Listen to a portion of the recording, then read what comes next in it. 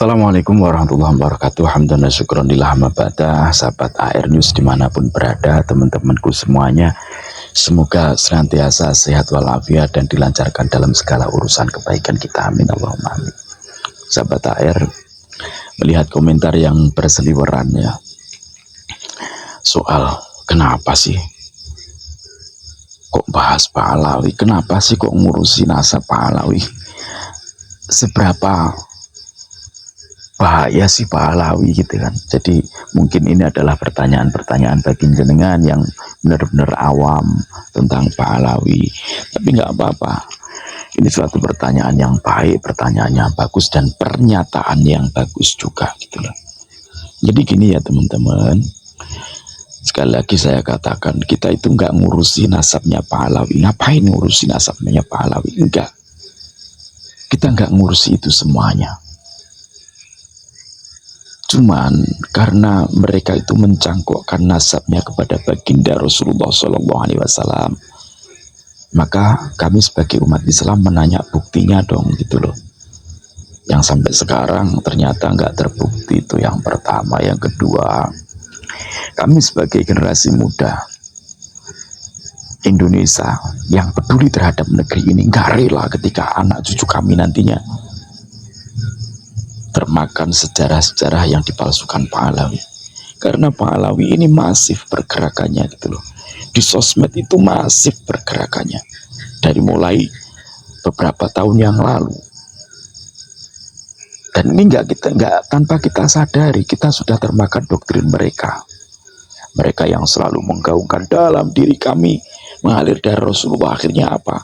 Disambung lagi dengan siapa yang tidak percaya dengan Ahlul Bait, yaitu kami para Habib ini, maka kalian tidak akan mendapatkan syafaatnya.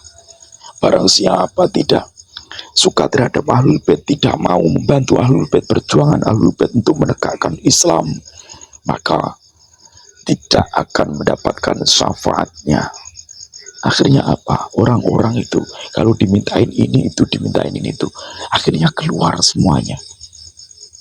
Nah itu loh yang harus kita counter semacam itu. Ketika kita nggak mau melek sosial media, kita nggak mau bersuara di sosial media, maka media ini akan dikuasai oleh mereka semuanya. Jadi teman-teman, para YouTuber semuanya, baik kalian yang channel kecil-kecil maupun channel besar,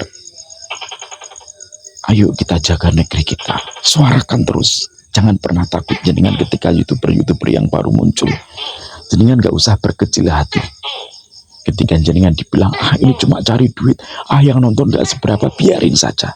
Yang penting satu, niatkan diri kalian membuat konten ini untuk mengedukasi generasi muda kita, untuk mengajak generasi muda kita agar melek terhadap sejarah, untuk mencintai tanah air kita, untuk meluruskan sejarah yang sudah dibelokkan oleh para kaum Pahlawi. Pergerakan mereka tuh benar-benar sistematis ya, terstruktur, kemudian juga masif, dalam artian digerakkan terus gitu loh. Jadi tim sosial medianya itu memang kuat, dan yang paling kuat adalah mereka orang-orang pribumi sendiri yang memperkuatnya, para muhibin mereka. Ada mungkin sebagian muhibin yang benar-benar awam karena mereka tidak mengetahui, minimnya pengetahuan, minimnya info ada. Tapi ada juga mereka yang benar-benar menikmati ini semua karena mereka mendapatkan manfaatnya.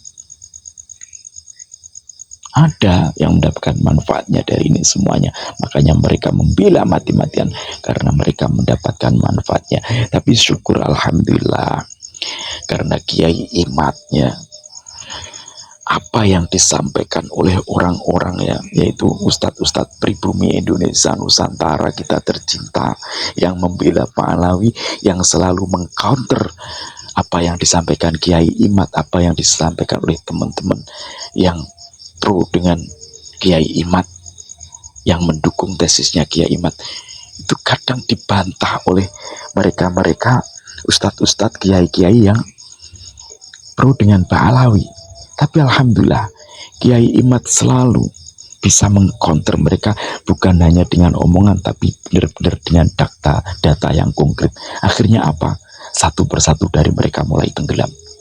Inilah saya teman-teman yang saya katakan, perjuangan itu ketika diniatkan lillahi ta'ala, tidak mengharap apa-apa, benar-benar lillahi ta'ala, maka tidak akan ada rasa bosan. Tapi ketika perjuangan karena suatu proyek, ya, perjuangan karena mendapatkan manfaat dari memperjuangkan itu secara duniawi, secara materi, maka ketika mereka sudah tidak lagi kurang mendapatkan manfaat dari itu semua, maka mereka juga akan lambat laun akan tenggelam dengan sendirinya. Kita lihat sekarang Ustadz Wafi yang dulu menggebu-gebu, bahkan dengan sombongnya, saya masih ingat ucapan beliau dengan sombongnya mengatakan, kalau terjadi diskusi beneran dengan Kiai Imad, 10 menit saya jamin rungkat. Ternyata apa? Kitab-kitab yang disuguhkan bisa di-counter semua oleh Kiai Imad dengan data yang nyata. Jadi kalau kalian mau berpikir, ya para teman-teman, saudara-saudaraku yang sekarang masih menjadi muhibin, kalau jenengan mampu berpikir, andai kata ada kajian yang mampu membantah tesis Kiai Imad, mereka meyakini 100%, 90% bisa merungkatkan tesis Kiai Imad, maka mereka pasti sudah bersuara dan pasti berani mengatasnamakan Robitoh Alawiyah. Gitu loh ya. Jadi berpikirlah ke situ. Akan tapi mereka nggak berani untuk mengeluarkan itu semua, bahkan dari muhibinnya yang cinta terhadap mereka mati-matian.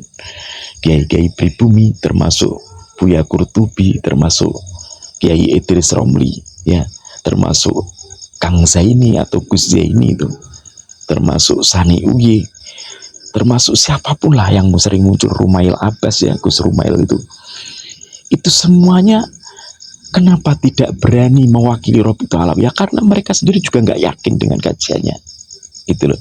Berbeda dengan Kiai Imaduddin Usman Al-Bantani, Kiai Imad sudah yakin tesisnya nggak akan terbantahkan, makanya berani.